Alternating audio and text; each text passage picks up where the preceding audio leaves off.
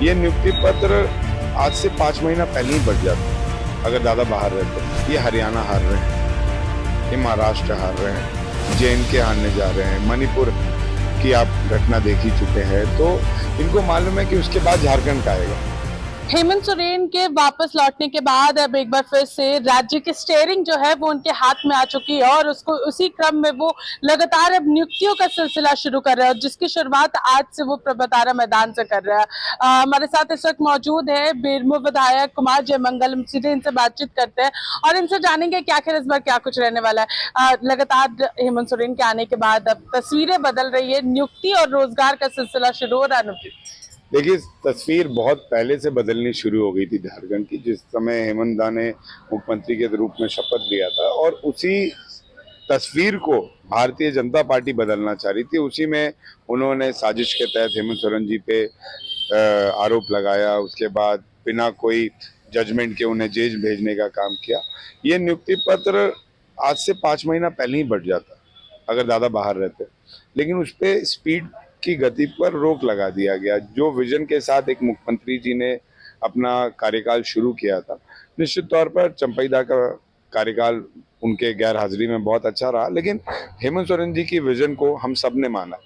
आज वापस उस स्पीड की गति को उन्होंने बढ़ाया, गति को बढ़ाया है, और निश्चित तौर पर मेरा ये मानना है कि कहीं ना कहीं इससे बीजेपी बौखलाई है और वो जान रही है कि हेमंत सोरेन जी का जेल जाना कितना बड़ा नुकसान बीजेपी को किया, और हेमंत सोरेन जी का बाहर आना और उसके बाद सभी घटनाओं से उभरकर जनता के हित में काम करना, ये जनता भी देख रही है और हेमंत सोरेन जी के और महागठबंधन के दुश्मन भी देख रहे हैं कि हमारे को कहाँ नुकसान होने जा रहा है। अनुप जी, एक यहाँ पे सवाल है क्योंकि यहाँ पर लगातार ये आरोप लग रहा है, लगातार ये चीजें देखी जा रही है कि अभी इलेक्शन कमीशन भी तैयारी कर रही है क्योंकि अन्य राज्यों में भी चुनाव होने विधानसभा के, तो अर्ली इलेक्शन जो है वो झारखंड में हो सकता है विधानसभा चुनाव को लेकर के। देखिए, मेरा ये मानना है कि हिंदुस्तान जो है वो अपने संविधान से चलता है, और संविधान ने झारखंड को भी वही अधिकार दिया है जो अन्य स्टेट को दिया है। जहां अन्य स्टेट में उस समय पर चुनाव होना तय होता है, वहीं पे झारखंड को भी उस समय पर चुनाव होना चाहिए।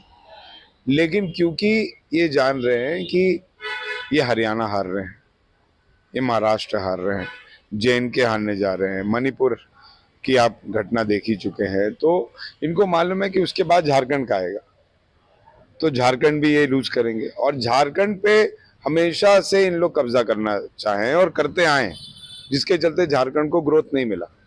पिछले बार इनकी सरकार आई, इन्होंने रघुवर दास को बैठा दिया। इन्होंने कभी भी यहाँ के आदिवासी मूलवासी की भावनाओं को समझा नहीं। जब महागठबंधन की सरकार ने एक आदिवासी को बनाया है और उस आदिवासी परिवार को बनाया, जो आदिवासी परिवार निश्चित तौर पर झारखंड को सबसे ज्यादा योगदान दिए, तो निश्चित तौर पर उनमें ये डर तो होगा ही कि अगर हेमंत सोरेन को पूरा समय मिल गया बैटिंग करने का, तो ये 65 के पार भी चले जाएंगे। उसको रोकने के लिए कहीं ना कहीं ये साजिश रची जा रही है, लेकिन हर चीज का प्लेटफॉर्म होता है अपनी बातों को रखने के लिए। JMM ने भी अपनी बातों को रखा है चुनाव आयोग के सामने, हम लोग भी आगे जाके रखेंगे।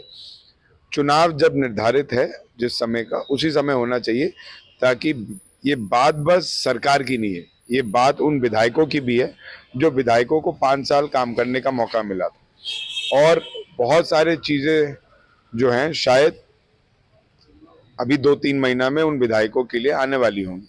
अगर आप चुनाव पहले करा दीजिएगा तो जो उनका कमिटमेंट है अपने क्षेत्र की जनताओं के साथ, वो तो पूरा नहीं हो पाएगा।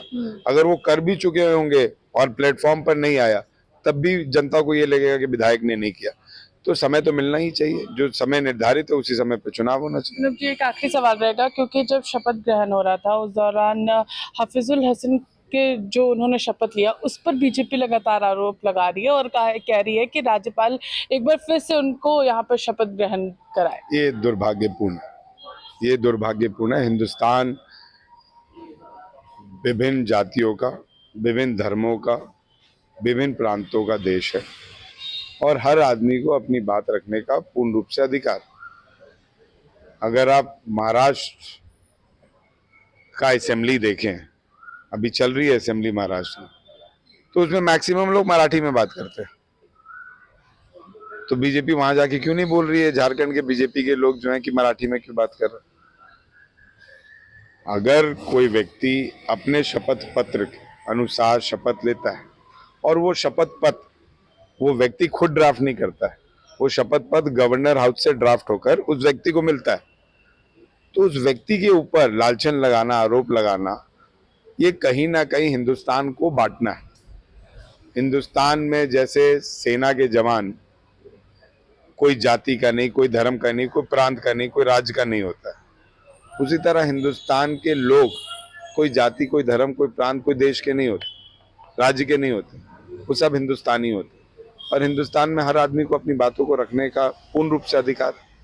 तो ये थे हमारे साथ बीरबल विधायक कुमार जयमंगल, जिन्होंने साफ तौर पर हमारे साथ बातचीत की और कहा कि ये नियुक्तियों का सिलसिला, रोजगार का सिलसिला बहुत पहले ही शुरू हो जाता अगर हेमंत सोरेन जो है वो बाहर रहते। और यहाँ पर बीजेपी काफी ज्यादा डरी हुई है, इस वजह से यहाँ पर अर्ली इलेक्शन की बातें जो है वो यहाँ पर आ रही है, लेकिन ऐसा नहीं होना चाहिए। जिस समय जहां पर भी इलेक्शन निर्धारित हैं वो समय पर हो। फिलहाल इस खबर में हमारे साथ सहयोगी सुशील के साथ मैं पूजा दुबे, 99 न्यूज, रांची।